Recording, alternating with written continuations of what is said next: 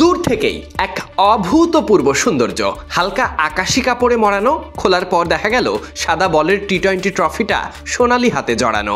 অনিন্দ্য সুন্দর design trophy উন্মোচনের সময়টাকে আরও সুন্দর করেছে নিঃসন্দেহে।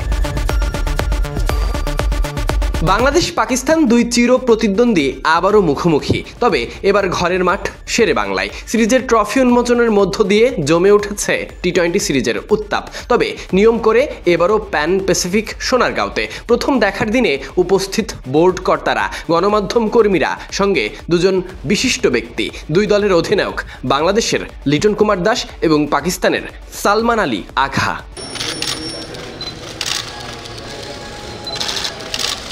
এবারের সিরিজটি হবে 3 ম্যাচের। ক্রিকেটের সবথেকে শর্ট ফরম্যাট টি-20তে ম্যাচগুলো অনুষ্ঠিত হবে 20, 22 এবং 24 জুলাই। সবগুলো ম্যাচের ভেন্যু মিরপুরের ঐতিহ্যবাহী শেরেবাংলা জাতীয় ক্রিকেট স্টেডিয়াম। শুরু হবে প্রতিদিন সন্ধ্যা 6টায়। এদিকে পাকিস্তান দল ঢাকায় আসার পর একদিনের অনুশীলন সেরেছে। টাইগারদের প্রস্তুতি যেন ম্যাচের মধ্য দিয়ে। শ্রীলঙ্কা সফর শেষে কোনো রেস্ট পাচ্ছে না টাইগাররা। একদিকে অভিজ্ঞতা, অন্যদিকে উদ্যম। মাঠে নামার আগে এই ট্রফি ঘিরে দুই অধিনায়ককে তাই হাস্যোজ্জ্বলই দেখা যায়।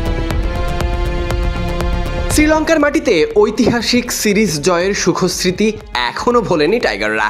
সেই ধারা অব্যাহত রাখতে পারবে তো তানজিদ তামিম, লিটন দাসরা? সামনে অপেক্ষা আরও একটি কঠিন পরীক্ষা। রবিবার 20 জুলাই মিরপুর শেরেবাংলা জাতীয় ক্রিকেট স্টেডিয়ামে শুরু হচ্ছে বাংলাদেশ পাকিস্তান 3 ম্যাচের টি-20 সিরিজ।